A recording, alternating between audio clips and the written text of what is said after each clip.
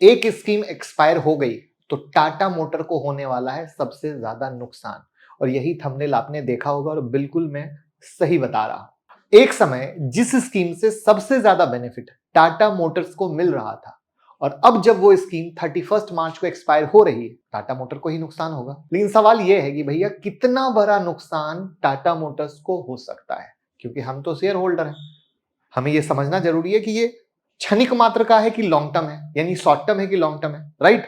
ये पूरा सिनारियो समझने के लिए वीडियो को लास्ट तक भी देखना पड़ेगा, तभी सारी कहानी समझ पाएंगे। वरना खाली पैनिक में आके डर जाएंगे और कहेंगे अग्रवाल जी ने डरा दिया, राइट। तो डरना मना है और सीखना जरूरी है। वहीं पर यह हमारा नया चैनल फिनोविंग्स, बहुत प्यारी प्यारी वीडियो आ रही है, चैनल को सब्सक्राइब कर लीजिएगा।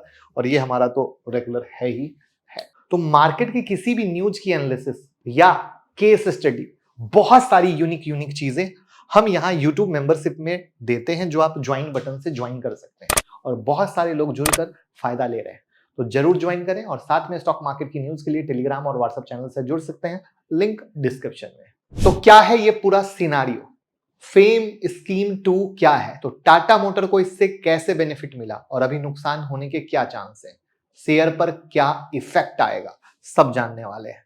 ठीक है, तो दिल थाम के बैठिए। सबसे पहले फेम 2 स्कीम क्या है, तो फेम 2 का मतलब हुआ faster adoption and manufacturing of electric vehicles. इसकी शुरुआत हुई थी 2015 में। सरकार ने ईवी व्हीकल्स के एडॉप्शन को बूस्ट करने के लिए यह स्कीम बनाई थी। फेज 1 2015 से 2019 तक का था, जिसमें टोटल कैपेक्स 895 करोड़ का था। और इस 895 करोड़ को भूलिएगा नहीं, क्योंकि यह बहुत इंपॉर्टेंट होने वाला है। फेज 1, ठीक है। सरकार ने इस पूरे ड्यूरेशन में 4 की एरिया में फोकस किया। वो 4 की एरिया था demand creation, technology platform, pilot project और चार्जिंग इंफ्रा। ये 4 चीजें थी, ठीक है। अब जब सरकार ने इन सारी चीजों पे पैसे खर्च किए तो इस पूरी स्कीम को रिफॉर्म किया गया, और तब 2019 में फेम स्कीम 2 आया। याद रखिएगा, अब स्कीम 2, स्कीम 1 895 करोड़ का था, और यहां पर सरकार ने मास्टर स्ट्रोक खेला कैपेक्स का 11 टाइम से भी ज्यादा, और वो था 10,000 करोड़। कहां 895 करोड़ और कहां 10,000 करोड़। अब स्कीम 1 में सरकार का फोकस था, वो अचीव हुआ। लेकिन अब बारी थी सेल्स को बढ़ाने की, ईवी एडॉप्शन को बढ़ाने की। सरकार ने 10 lakh 2 wheeler, 5 lakh 3 wheeler, 55,000 4 wheeler और 7,000 बस को सपोर्ट करने का प्लान किया, जो यहां पर पूरा डिटेल आपके सामने दिख रहा है।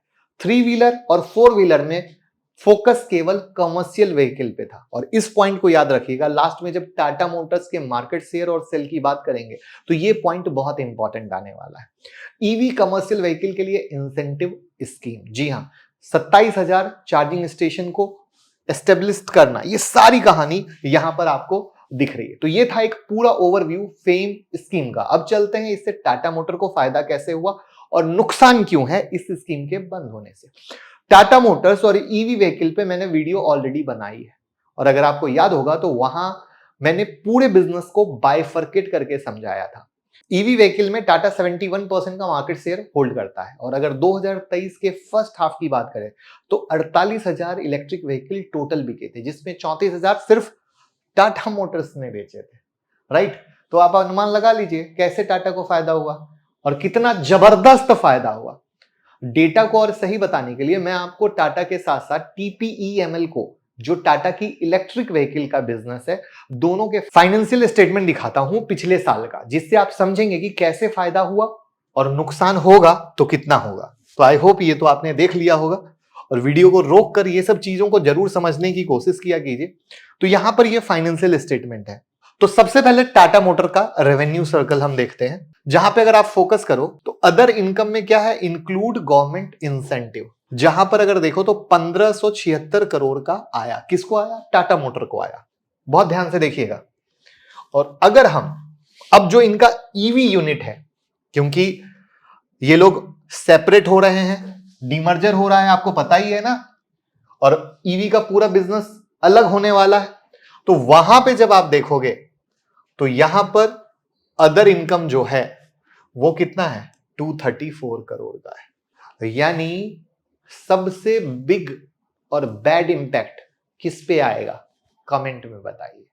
मैं वेट कर रहा हूं और प्लीज वीडियो को लाइक जरूर कीजिए, जिससे हमें भी मोटिवेशन मिले कि हम जो इतना डेटा सेट आपके लिए बनाते हैं, निकाल कर लगाते हैं, आपको भी समझ में आ रहा है। तो आपने देखा कि कैसे ये फेम स्कीम से टाटा के फाइनेंशियल स्टेटमेंट पर सुपर डुपर पॉजिटिव इंपैक्ट आए। अब नुकसान कैसे हो सकता है, इसके लिए मैं आपको टाटा का मार्केट शेयर और इलेक्ट्रिक व्हीकल के मार्केट शेयर को दिखाता हूं, जो समझना अगेन जरूरी है, और वो आपके सामने। टोटल रेवेन्यू में से 18.8% कमर्शियल व्हीकल से आ रहा है टाटा का।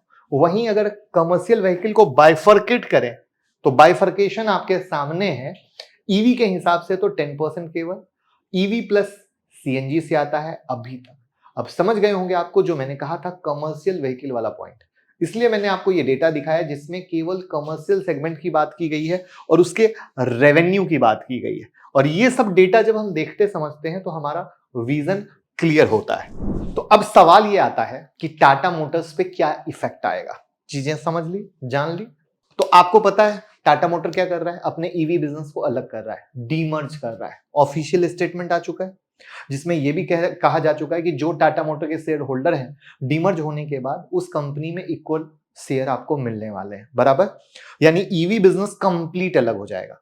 लेकिन कब होगा, क्या होगा, यह डेट अभी तक आई नहीं है। तो आपके लिए इंपॉर्टेंट ये होगा कि चूंकि ये स्कीम एक्सपायर हो गई तो क्या सरकार कोई और स्कीम लाएगी। हो सकता है लाए ना, क्योंकि अभी तो शुरुआत ही है। तो अगर वो आई तो वापस से बेनिफिट मिलेगा, अगर नहीं आई तो जो ईवी का बिजनेस अलग होगा फिर वो किस तरीके से एक आध क्वार्टर में परफॉर्म करता है वो देखने वाला होगा। वो बहुत इंपॉर्टेंट होगा जिस पर नजर डाल के डिसीजन लिया जाएगा। टाटा मोटर क्या होगा, अलग हो जाएगा, तो टाटा मोटर पर उतना इंपैक्ट नहीं आएगा। बट प्रॉब्लम क्या होती है, सबको पूरी प्रॉपर से जानकारी नहीं होती और पैनिक स्टॉक मार्केट में सबसे ज्यादा होता है आधी जानकारी के कारण। तो उसका क्विक इंपैक्ट आप टाटा मोटर पर देख सकते हैं। लेकिन अगेन सेपरेट होने के बाद टाटा मोटर कैसे ग्रो करता है वो भी एक क्वार्टर की कहानी आएगी।